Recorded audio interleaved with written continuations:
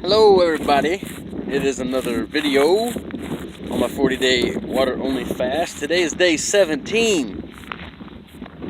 I'm hungry. No, seriously, I haven't eaten in 17 days. I'm pretty hungry.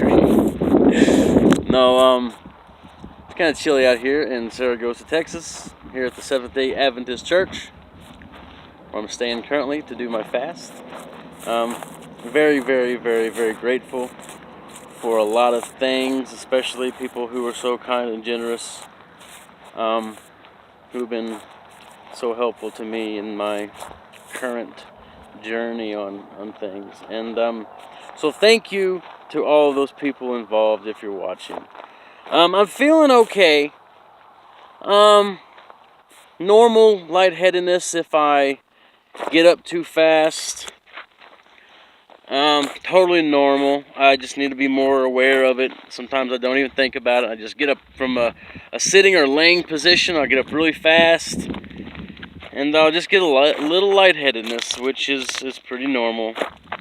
I'm working now, which I'd prefer to just fully rest, especially on an extended fast, and I get a little pain in my back. It kind of burns more because, used to I could be on my feet for hours and do heavy activity and run a whole bunch, and I wouldn't ever have any back pain. So I know it's because of the fasting, but again, I should be resting, but again, we have to do what we have to do, right?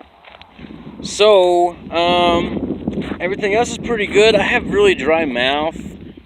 I'm probably could get a little more water in, but having a dry mouth on an extended fast is also very normal too.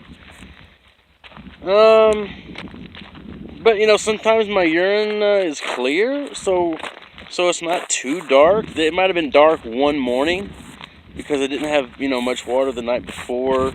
No bowel movements. That stopped about a week ago because it was very liquidy, biley stuff, and some darker stuff came out. But yeah, nothing really for a whole week now, which that could change. An extended fast can surprise you. And I might have some detox symptoms show up here in a few days, a week, 2 weeks from now. I don't know. I'm ready for it. I'm not going to say that this is super easy, even though that my body, I feel kind of normal, somewhat. I think today has been a real struggle from just thinking about the overwhelmingness of how much I have longer. Because it's, I'm surrounded by food sometimes where I'm at. And, yesterday after service, they have food cooking, so I'm smelling food, I'm seeing food. It doesn't make it any easier, but it's all part of it, It's not gonna change the fact that I still want to continue.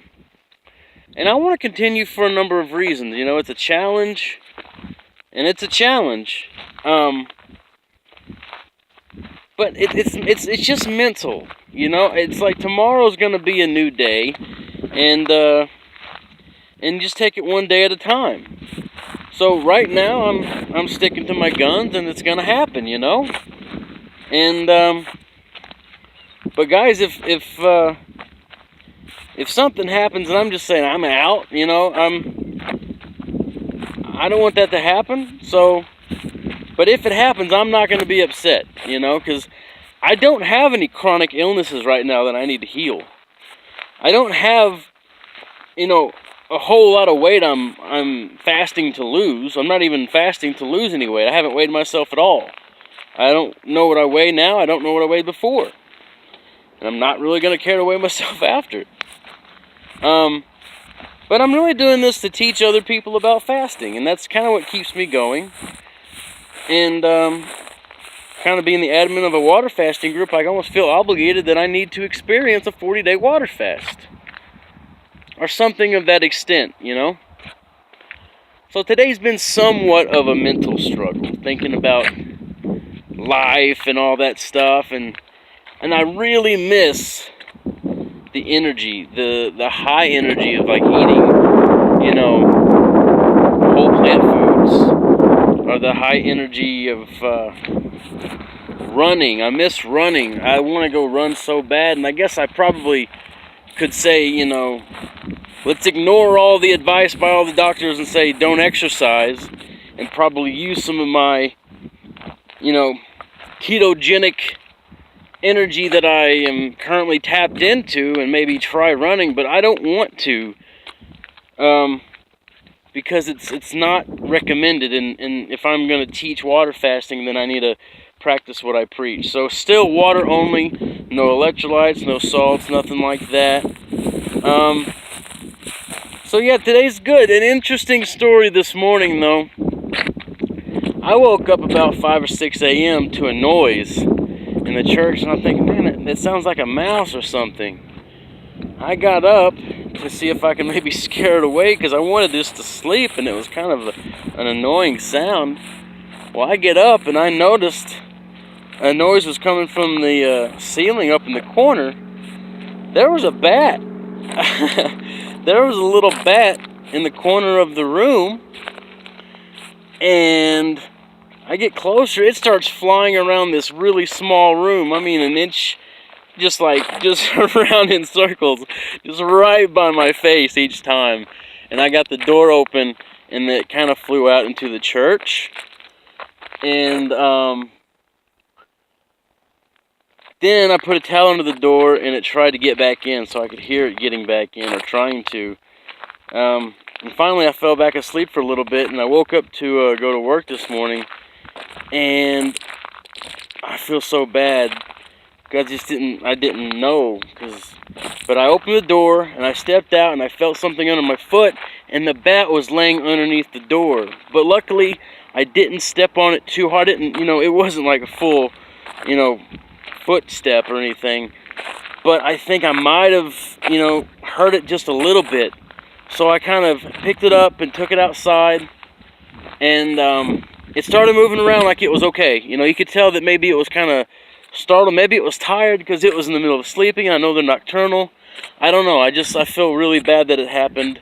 And I come back and it's gone. So, it's hopefully safe and sound. I don't know. But, if it was still here, I was going to really just take care of it. I was going to feed it some fruit and give it some water, whatever I felt needed to be done. I don't know. But, really interesting story. I've never really been around bats in my life. I'm from Missouri. We don't have too many bats in our homes like out here, I suppose. But anyway, that's a couple interesting things. Like I said, today's kind of been a mental struggle. Just thinking about just the food and the energy and how I would give anything just to eat some lettuce or some spinach. Like, I've been craving greens and just really just the most plainest plant foods there is. I really just would love to have something besides water, and that's just boredom, guys. It's part of it. But I'm tapped into this energy, this ketosis. My body fat's providing all the nutrients, everything that I need, and I know that, and I feel fine. If you hear me talking or see me walking around, you would be like, well, he's of course, not fasting for 17 days. He looks fine, and I am. But you guys need to see that there are struggles, and there are some ups and downs. And for me, this is just a big challenge, and also a way to help some people see it in action, and I can share my experiences and what I've learned. And there's still a lot of time. I really would like to get into more detailed stuff about ketosis and glucose and the hows of fasting, the whys, the details, the refeeding, maybe what to do before, during, and after a fast. I know a lot of people keep asking these questions in the fasting group, but if you are on the group, guys, again, that's Water Fasting on Facebook. Fasting is in all caps. Join that group. We're up to almost 9,400 people now. There's just more and more people every day. I think almost 100 countries. So, just if you guys want to know stuff, just go into the file section, the top of the group, just scroll to all the way to the right of the bar up there where it says discussion and photos, and go to the right. There's a file section. There's so much knowledge there. I think there's over 50, 55 files. There's videos, links to videos, there's books, there's text by multiple fasting experts and doctors. So check those out, guys. If you have any questions, just pick one of those books and read it, or pick any of it and just start learning. And those are some good doctors. I know people follow some other doctors online, like Dr. Eric Berg and Jason Fung, and they got great advice. You know, they focus on ketosis and using that to mainly lose weight, but they don't have, I don't believe, the experience with helping the thousands of people in like clinics like Dr. Alan Goldhammer, who runs True North Health Center, or Dr. Herbert Shelton, who helped over 40,000 patients in the early 1900s and wrote many books about it. So, guys, you know, just because someone's on the top of YouTube and they have been really good at marketing and getting themselves to be the top few videos on YouTube doesn't mean that they're going to be the absolute best advice. Now, I'm not saying that what they say is completely wrong. They give great advice. Of course you can tap into ketosis and watch your carbs. But if they're telling you guys to drink lots of coffee with butter in it, and, you know, tell you it's okay to take electrolytes and this and that, well, it's going against a lot of other doctors and their very experienced knowledge about, you know, what not to do. You know, they say only water, because if you do anything else besides water, it's going to prevent the cells providing the body the nutrition. It's just not optimal. If you check out one of these books by Dr. Herbert Shelton, I think it's one of the natural hygiene books, chapter 18, I kind of posted a lot on the group, but it's talking about how when you water fast, there are no deficiencies, unless there was already a deficiency before. But if you have body fat stores, you should be fine on only using your body as a source of energy and minerals and all this stuff. So know that. Check out those files. Doing okay, guys. I don't want to make this too long. It's already getting way too long. But just know I really do care about y'all. And this is why I'm doing this. I'm fasting to teach everyone.